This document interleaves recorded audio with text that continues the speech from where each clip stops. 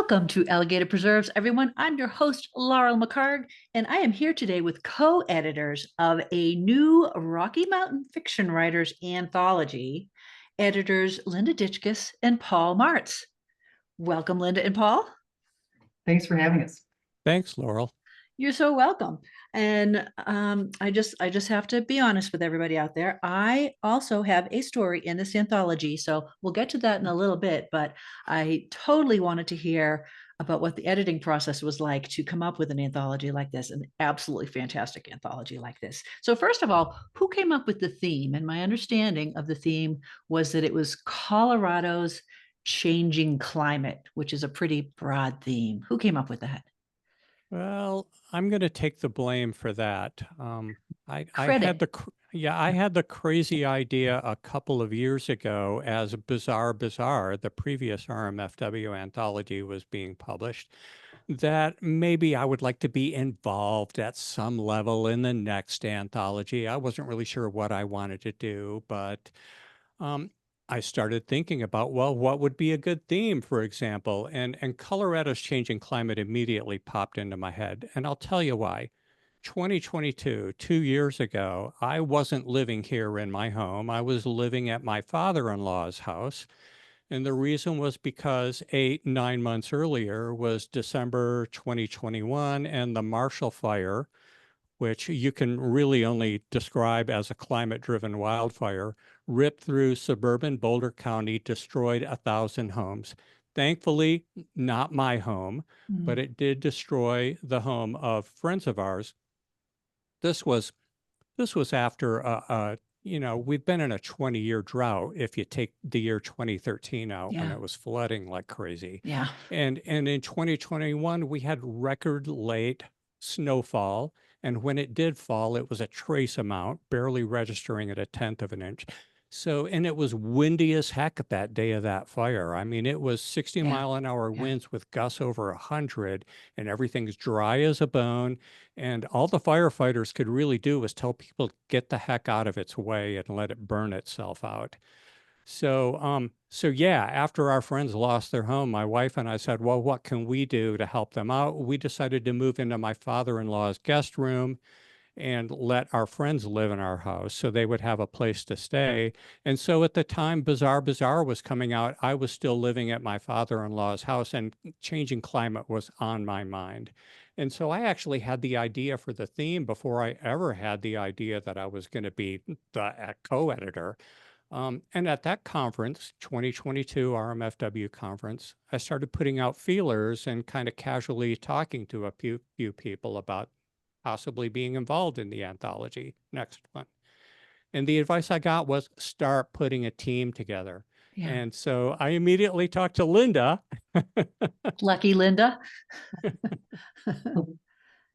And fortunately, Linda said, yeah, I'll co-edit with you. Yeah. And Linda had her own climate wildfire experience. Linda? Right. Well, we did. There was a big evacuation. I live in the Salida area, and there was a huge evacuation a few years back where there was wildfires coming over a ridge and heading in our direction, and they evacuated all of our neighborhood. And we were so grateful to the people that helped us and put in mitigation and helped us out, with getting rid of grasses and limbing up trees and those sorts of things. So it certainly touched our lives and many of our neighbors as well. Thankfully, the fire didn't come down this far into our subdivision, but there was a lot of people nervous about it at the time, for sure. So you are both authors. Have either of you been editors before? And how did you come up with the idea to co-edit? Like not just one of you decided to do this. I think careless abandon was what kind of got us into the co-editing position. I felt that as a writer, that my writing would improve if I knew what it felt like to be on the other side of the editor's desk. And so I very much wanted that editorial experience. And Linda was kind of the perfect co-editor to team up with me because of her vast experience with judging contests and novel contests and writing contests. She came up with a great writing rubric we use to judge our entries. And Linda's also has a lot more self-publishing experience than I do with her award-winning Sasquatch series. So she knows all about the self-publishing process, the formatting, selecting and cover art and working with cover artists, which are things that I just kind of had a blushing familiarity with. But the two of us independently probably could have put this anthology out, but I believe it was much better because the two of us worked together and brought our teamwork and our skills and our synergy. And full Linda? disclosure, I also have worked with Linda, and she has inspired me greatly in my own writing. So, Linda, I hope you're not feeling too embarrassed by all these kudos. But yeah. So, what were some of the tasks involved in editing an anthology? Well, and let me just kind of break back to what your first question was, and that is about what Paul was bringing this, because I think he's going on and on about all of my expertise. But Paul and I met through a spec fiction critique group, and so I think both of us have been involved with that for 5 or 7 years. I don't know; it's been quite a long time. And so we both knew about each other's editing skills and suggesting skills, and even we knew about what kind of feedback was important to the other person. And I think that a lot of those experiences have helped us. In addition, that particular group did put together several anthologies. And both Paul and I were involved in doing editing and putting together and giving suggestions anthology as well. So Paul does have a lot of experience in these sorts of things, and his prior career had a lot of project management. And so with both of our skill sets, I think that it was just a really good blending of both of our strengths. So We I all, just wanted to we all, point we that out all, as well. we all need to stop being so modest. So some of the tasks, and then how did you determine who would do what? I'm envisioning an arm wrestling tournament here. It was pretty much rock, paper, scissors. Yeah. Um, both of us had been published in previous RMFW anthologies. Yeah. Linda with her great story, the retelling of the Carmen opera, which appeared in the Bizarre Bizarre anthology. What was the title of that story, Linda? Remind me. Yeah, it was opera without arias. That's it. And in the anthology before that, The Wild Uncivilized Tales, I had a short story in that called The Recreation of Sam McGee. So the two of us together were both very familiar with the 2-year timeline for publishing an anthology through RMFW. So we knew to come up with a theme. We knew to set a window for submissions. We would have to make decisions, send out accept and reject emails. There would be editing phases.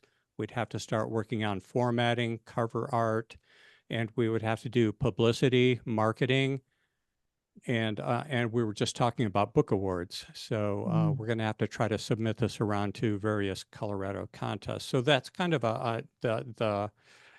that's Task list. I'm Yeah. really giving you the 90,000 foot Right. view, but Right. yeah. And I think we came together and sort of put together those major milestones and then said, what are you interested in? Or where do you have strengths? I think that we just sort of bantered around those ideas in the beginning and then sort of ran with it. And the communication obviously is really important. And we've both kept the other person informed about where we are in the process and really gave the other person free rein on whatever topical areas that they were going to take the lead on. Excellent. So we're talking about climate change, and this is a book of fiction. Does fiction have some kind of role in educating society about climate change? And I think let me maybe it jump in does. on that. And what role do you think it might play? So first, I'll say that as I think it was fortuitous that we said the theme should be Colorado's changing climate and not necessarily climate change per se. Yeah. We didn't want to limit submissions to climate fiction. And we expected to get a lot of stories about wildfires and droughts and hailstorms. And we did. We got a lot of that. But we were also quite surprised to see that a few authors had interpreted changing climate in a way that they wanted to interpret it. So climate is not just the weather. It could be political climate, or it could be climates of espionage, or it could be societal climates. And a few authors included stories along those lines. Um, but what we really were looking for basically was a well-told story where Colorado's changing climate was an element, not necessarily the element, but certainly an element that affected the character art or the character development or was maybe the source of a conflict. And we wanted it from every genre, and we got every genre. We got romance, horror, thriller, mystery, science fiction, fantasy, young adult. So no matter what you read, there's going to be something in here for everybody. And I think each of the stories would make a reader think about the climate in different ways. So yeah, it plays a big role. I You just answered my own question. you received your author copies and probably bought a few. Have you read through the whole thing yet, Laurel? I have, I like my Excellent. story best, but there are some fabulous stories in here. And again, they all, as you mentioned, they all hit on different things. We like your story best too. Thank you. You had to say that, so I would air this afternoon. Yes. Well, talking about stories, I have to ask you, how did you land a story from Paolo Bacigalupi, who is kind of a big deal in the fiction world? And there's a story by him in this. I think, Linda, you might have had something to do with this. Yeah, a little bit. So Paul and I, in all of our, we've talked extensively about marketing and about what we wanted this to represent. And one of the things that came up somewhere along the way, probably about 6 months ago, was how can we make this anthology kind of a better product for Rocky Mountain fiction writers, and then also for creating more publicity or more excitement around the authors that we're including. And one of the things that came up was, hey, why don't we get sort of a named author, someone who's out there who's popular, to submit a story. And I think in jest, Paul might have said to me, well, yeah, why don't you just contact Paolo Bacigalupi? He's a Nebula winner and I didn't know if it was a taunt or if it was just tempting me to reach out to him, but that's what happened. And so I did. And interestingly enough, they agreed because he is from Colorado, Rocky Mountain fiction writers, and the stories that he writes are very climate change sort of oriented sci-fi stories. And he agreed to send us a story to be included in this. And so we're really just thrilled to include it. And a lot of it, again, is because anytime you put a named author on a book, there might be more people that are tempted to pick it up. And so if more people do, then our other 12 authors that are included in the book will get more notoriety, more reads. And so we thought that would be a great idea to do that. And I think that's the first time that the anthology has done that. So we're also pleased that we did something a little innovative while we were co-chairs of this project as well. So that's how that came about. Well, congratulations. And by the way, Linda and I met Paolo at a writers conference fairly recently, and he was really an inspiring speaker. So that was fabulous. I'm sorry, Paul, were you going to say something? Well, I think it was a really genius move to reach out to a best-selling author for a story. It's something that I never would have thought to do on my own, and frankly didn't really give it much of a chance of success. But look what we did, and look what we got. So I'm really pleased that Linda took that on and made it work. Good job, Linda. And I want to say that Paolo Bacigalupi is actually going to be tomorrow night is Tuesday, July 9th, because we're recording this Monday, the 8th. Yeah. He's going to be at the Boulder Bookstore tomorrow night, and I'm going to get a chance to meet him tomorrow night. Oh, wonderful. You're going to love him. Yep. Paul, He's can I very ask? inspiring. Oh, he is. Absolutely. Can I ask you a personal question, Paul? Please. What challenges did you face as being a blind editor? I think this might have be the first time that RMFW has had an editor for their anthology who is blind. And as far as I know, there wasn't much discussion when I stepped forward within RMFW. If there was, they kept it pretty quiet. It sounds to me like they said, well, Paul wants to edit the anthology, and we're going to trust that he can do it in spite of his eyesight. And the truth is, I can. I'm able to do what most sighted writers or editors can do. I do have a different set of tools. I depend on a screen reading technology to read the text to me aloud that I'm working with. But that being said, I think the thing that I found the most problem with was working with spreadsheets. I know that I can work with spreadsheets, but what I found out while working on this project with Linda is that she's able to use her eyes to zoom in on the cell of interest, where I would spend 5 minutes arrowing through cell after cell after cell, listening to my synthetic voice, HAL 9000, read the contents to me. And I will say that I've been losing my eyesight slowly over the course of my life due to a degenerative eye disorder, retinitis pigmentosa. The symptoms started mild while I was in high school, and gradually my vision decreased throughout the course of my life. I have been working primarily non-visually with screen readers now for about the past 10 years. Yay, It is technology. possible for, technology is amazing, yes. And I think your listeners might be interested in this. If they're aging and their eyesight's getting worse, there are ways to work around. There are low vision aids, magnifiers, high contrast colors. And when your eyesight gets so bad that even those don't work, there's screen reading technology. Also, if any of your listeners are considering publishing in Braille or have ever wondered about publishing in Braille, I'm currently a contract freelance tech writer for National Braille Press, and I'm revising some of their content. So I'm learning kind of the ins and outs of working on a manuscript that's going to be transcribed into Braille. And I'd welcome having any of your listeners reach out to me at my website, paulmartz.com, if they have any questions. That is fabulous. And Paul, you'll send me some links to some of the things that you've mentioned, and I'll include those in my show notes at Thank the you. end. Wow, that's fabulous. And kudos to you. Linda, you do more than just edit other people's stories and put them in a book. You have an addition to your Sasquatch series, which is fascinating and not the kind of Sasquatch most people would think of. I've read them. They are so much fun. You have a Cromwell series. Tell our listeners a little bit about that.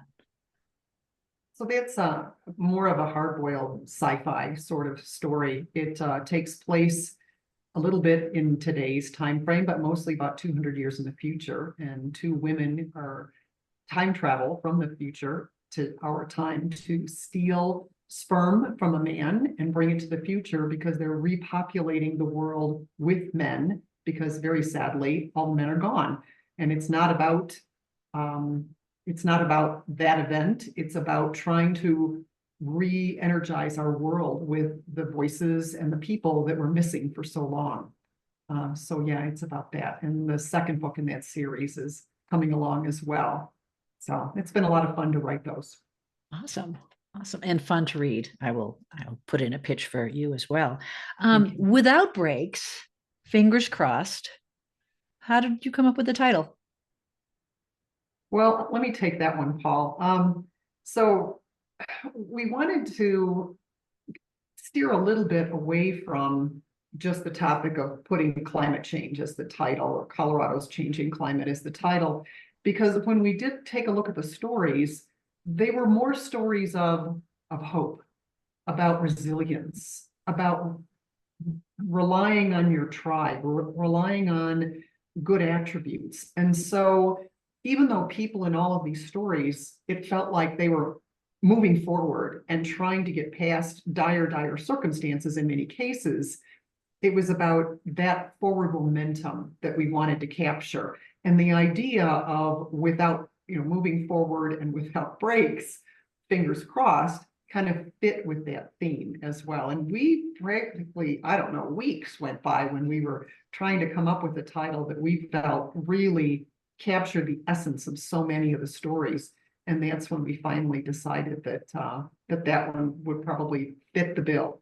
You know, the idea of hurtling into the future, you know, untethered and no brakes, but boy, you're really hopeful for the future. And the picture of this little guy on a rope, but there's no end to the rope, and there's a hole under him. So maybe not everyone is hurling into the future. Maybe there are other things being hurled. Could I read a little bit about my story, IFAS, to give you a little I feel? I thought your story Absolutely. would fit in perfect right now because Mhm. look at where your characters are going in your story without breaks, right? They Mhm. sure are. I just want to give readers a little feel. So IFAS is the name of a planet. Okay. I take her hand and we walk into the miasma. It's almost beautiful, isn't it? She stares at IFAS and I stare at her.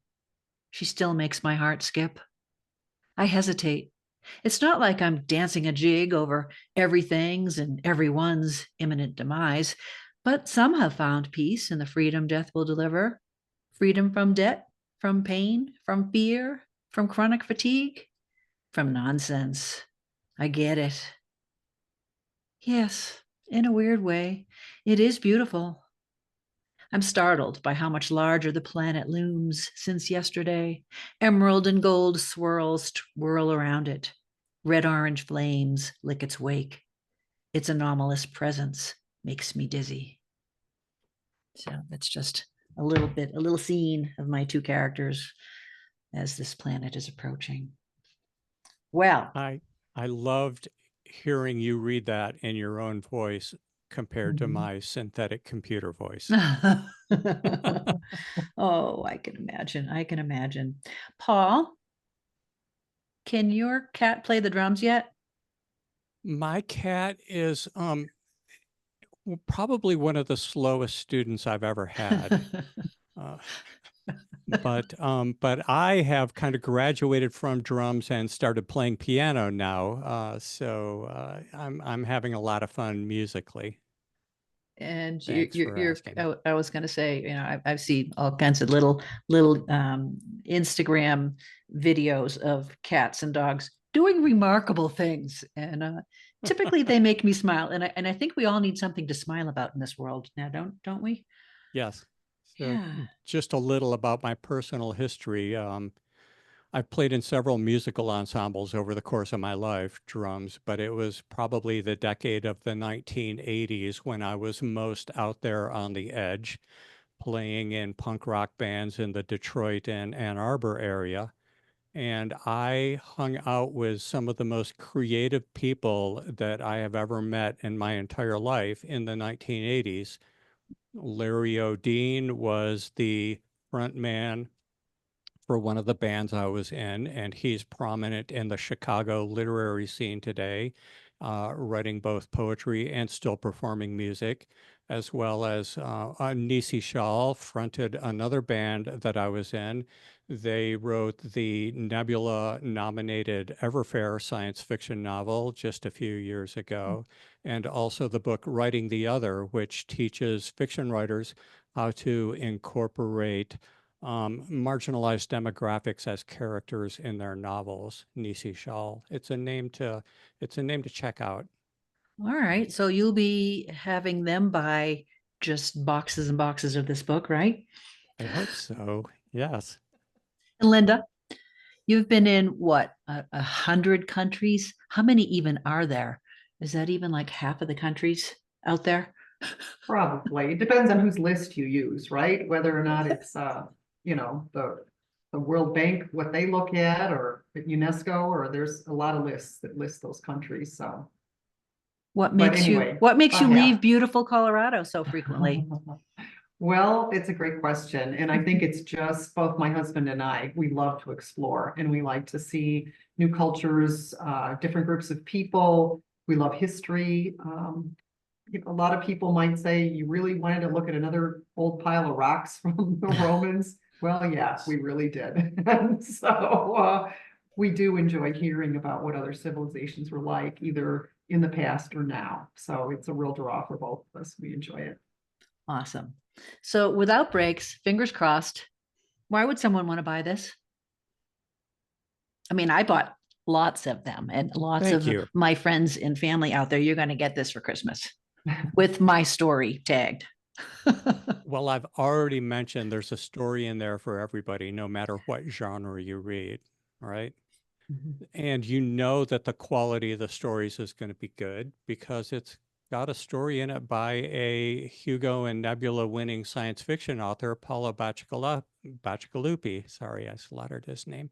It was just a matter of time. Uh, And you might be looking for your next new favorite author. Besides Paolo Bacigalupi's excellent story, there are wonderful stories in there by lots of emerging authors on the Colorado fiction writing scene, and they're not to be ignored. There's a reason Paolo Bacigalupi's story was third. It's because we had a couple other excellent stories we wanted to put up front to really catch the reader's attention. So don't skip over those. And make sure you read all the way through to the end because we conclude with a very humorous story that I Yeah. think is kind of the highlight of the entire book. And finally, just one reason to buy it or even give it away as a gift, the money goes to RMFW. Linda and I don't make a dime. You, Laurel, and the rest of the contributing authors don't get anything other than your own self-promotion. So the money goes to a good cause. RMFW has 600 members. They are promoting the writing of genre fiction to Colorado citizens. It's really a great organization. I have felt nothing but uplifted and supported and encouraged ever since I joined RMFW 6 years ago. So it's a great organization to support. Buy the anthology for that reason. Do you have anything to add, Linda? No, I think Paul really hit it. It's just an excellent collection of stories. The authors are all great. They were easy to work with, and they deserve the attention that hopefully they'll get through people reading their stories and picking up the book. What did you learn from this editorial experience? You Linda? need a great team. And Paul is obviously a big part of the team, but we also had a lot of other people that contributed. We had some other people from Rocky Mountain Fiction Writers that helped with the editing. Actually, Laurel, you did a formatting review for us. Really appreciate that. And people pitched in at all levels. The president of Rocky Mountain Fiction Writers, he answered our questions really quickly anytime we were kind of a little clueless or whatever about a process. And he was right there to help us through every step. And so I really think a lot of it is about teamwork. It really was a great team effort, and the product, I believe, shows that team effort. And whoever takes on this anthology next, you're going to find volunteers within RMFW that are going to help ensure your success on that next project. But I'll tell you one thing I learned. I learned what makes a story good and what makes it publishable because we had a slush pile of some 35, 40 stories that we read through.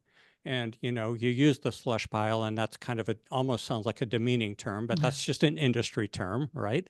We had to go through all of the stories, we had to grade them all. I came away with a greater appreciation for what makes a story a publishable story.